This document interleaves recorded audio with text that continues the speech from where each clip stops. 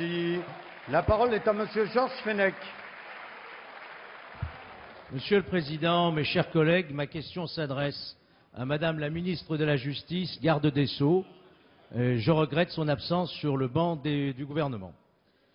Madame la ministre, la semaine dernière, devant la commission des lois, vous nous avez fait part de vos projets de réforme, notamment en matière de politique pénale.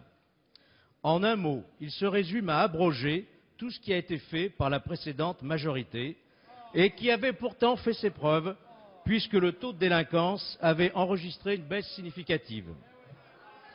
Or, Madame la ministre, faut-il le rappeler, la sécurité des personnes et des biens reste une préoccupation majeure pour tous nos concitoyens. D'ailleurs, le Premier ministre a lui-même déclaré, lors de son discours de politique générale, que les attentes des Français en matière de sécurité n'avaient jamais été aussi fortes. Pourquoi, dès lors, vouloir supprimer les peines planchers applicables aux multirécidivistes alors qu'entre août 2007 et décembre 2011, 36 844 peines planchers ont été prononcées pour des viols, violences et trafics de stupéfiants? Pourquoi vouloir supprimer la loi de rétention de sûreté applicable aux grands criminels alors que cette loi appliquée dans d'autres grandes démocraties avait été validée par le Conseil constitutionnel? Pourquoi vouloir supprimer les tribunaux correctionnels pour les mineurs récidivistes de plus de 16 ans qui ne remettaient pas en cause le primat de l'éducatif ni l'esprit de l'ordonnance de 45?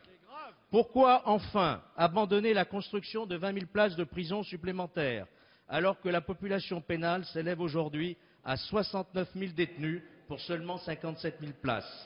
Auriez-vous, Madame la ministre, l'intention de vider les prisons? Madame la ministre, ma question est simple.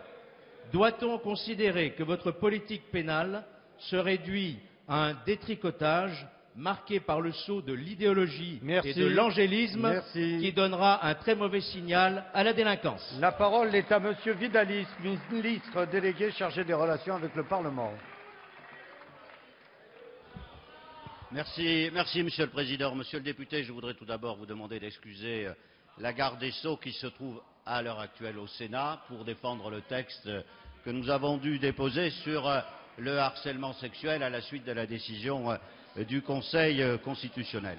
J'ai bien entendu votre question et je dois dire qu'elle ne nous étonne pas, sauf à dire que franchement, vous n'avez rien compris au résultat des élections. Parce qu'en réalité, pendant toutes ces campagnes électorales, vous avez tenu le même discours.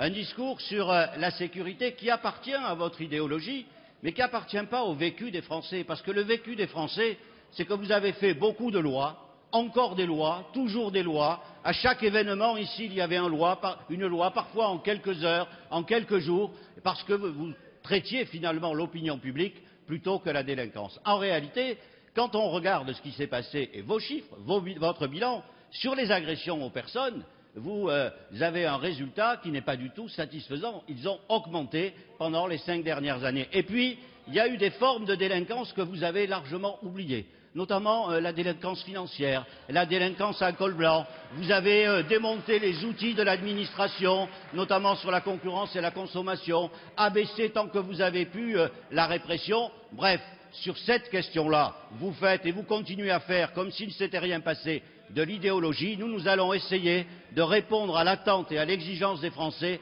en matière de sécurité. C'est ce sur quoi nous nous sommes engagés et ça fait partie aussi du changement.